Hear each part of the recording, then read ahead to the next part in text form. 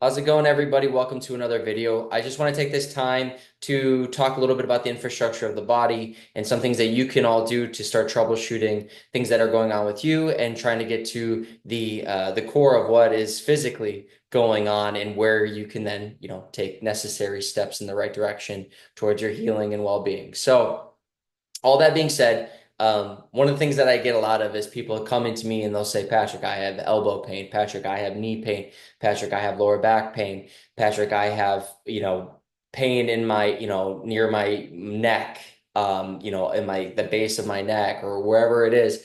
And what I'll usually tell people is, okay, well, I'm seeing how you're moving, and usually where your pain is a correlation and a byproduct of another part of your body that's supposed to do something that it's not doing. And what I mean by that is when you look at the body at its most fundamental pieces, there's going to be parts of your bodies that the focus is to create more of a stability component, and other parts of your body that are be more mobile, meaning we want to be able to allow it to move in multi directions. This is what your wrist is. This is what your thumb is. This is what your shoulder is.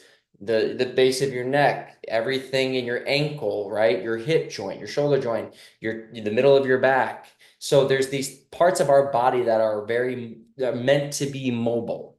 What tends to happen is when those mobile parts of our body aren't being utilized efficiently, or we haven't used them to their capacity, we haven't challenged them, we haven't, really given them any thought over the years for being mobile. What tends to happen is there's those other parts of our body that are meant to be more stable, and those stable parts usually are trying to take over for that lack of mobile joint or that lack of mobility that is supposed to do what it needs to do, and it's not, right? So what does that mean is when you see people come to me and they say, hey, my knee hurts, my lower back hurts, my elbow hurts, right? And you start to see there's the middle, like parts of your middle chest or upper middle chest.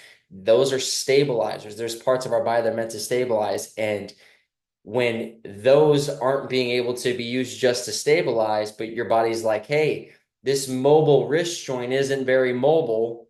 Now the elbow is trying to do more work. If that shoulder joint isn't mobile, because again, we're slouching, we're not breathing, we're not opening these things up, we're not challenging our back chain. What will tend to happen is now that shoulder that's supposed to be mobile and that wrist that are supposed to be mobile are kind of frozen, or what people call frozen shoulder. And what they'll locking out will do is now your body still needs to pick things up, throw things, move things in different directions, and that elbow is taking on way more force. It's asked to do more. It's only there to help stabilize that connection through the whole arm and then through the rest of the body. But if we're not really moving these and we're not learning how to really get to the whole of our hand or the whole of our foot, we're falling on our heels, we're falling on the palms of our hand, we're living on that part. We're not grabbing, we're not gripping. You know what I mean? These are types of things, then our body's going to start to adapt and go, all right, well, if we're not using them, then we might as well lock out. So this is where people come to me and say, oh, I don't have very good wrist mobility, or I don't have really, my ankles are really weak. They're very tight. And so we start to see, okay, well, hey, if I have a lack of mobility in my ankles and they're super tight, what is that usually telling us? Well, a mobile ankle is only mobile if we're putting the weight forward on those toes and on that foot, that big toe that's supposed to have some nice movement to it, right? The toes and the digits they're all supposed to wiggle, supposed to move. And if those aren't moving and we're not putting weight into them and not putting that forward pressure, well, then we start to fall on that heel. And then that ankle joint that's supposed to be mobile, it doesn't get to be very mobile when you're sitting hard on your heels and you're resting on your heels day after day after day after day. If you're training on your heels day after day after day after day, if you're running on your heels, you get the point. So when those heels are getting heavy and we're not able to shift the way forward, that ankle is going to lock out. It's going to go, listen, we don't have space here to be mobile because we aren't given that opportunity. And what you'll start to see is that this mobility stability is a stacking motion up your body, or if you work from the top down, it works itself down. So the big toe, and then you have the ball of your foot as a stabilizer, and then you have the ankle that is a mobilizer, and then the knees a stabilizer, and then the hips a mobilizer. Lower back's a stabilizer, middle back is a mobilizer, upper back is a stabilizer, shoulders are a mobilizer, and you start to see stable, mobile, stable, mobile, mobile, stable, right? Up here in the shoulder, right through here. This is where the mobility is. This is supposed to stabilize. It has movement, but the movement really, the big movement's happening from right at the base of that skull. So you start to see when there's a stable, mobile, up and up and up, go through your own body and see, okay, well, where am I holding pain? Is it my lower back? Okay. Does that mean, am my hips tight?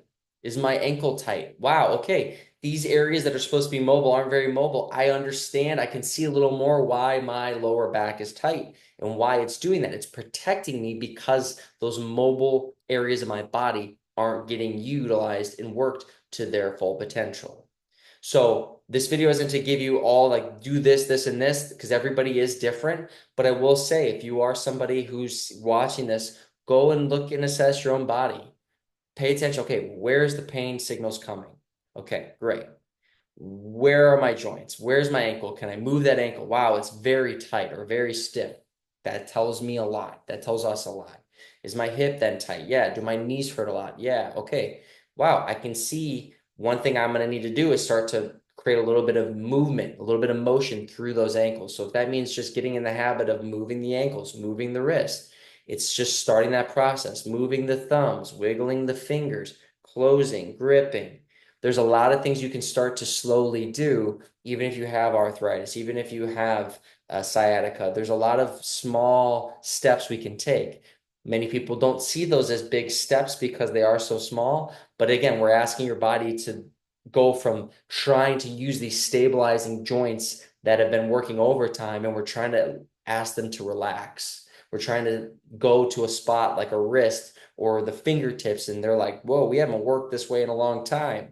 So, all that being said, do the self-assessment, see what you see, experience what you experience it. You could always reach out to me at the New Biology Clinic or newbiologyclinic.com. You can always come and message me there. You can talk to me there. I'm happy to help however I can. You can message in these YouTube comments as well.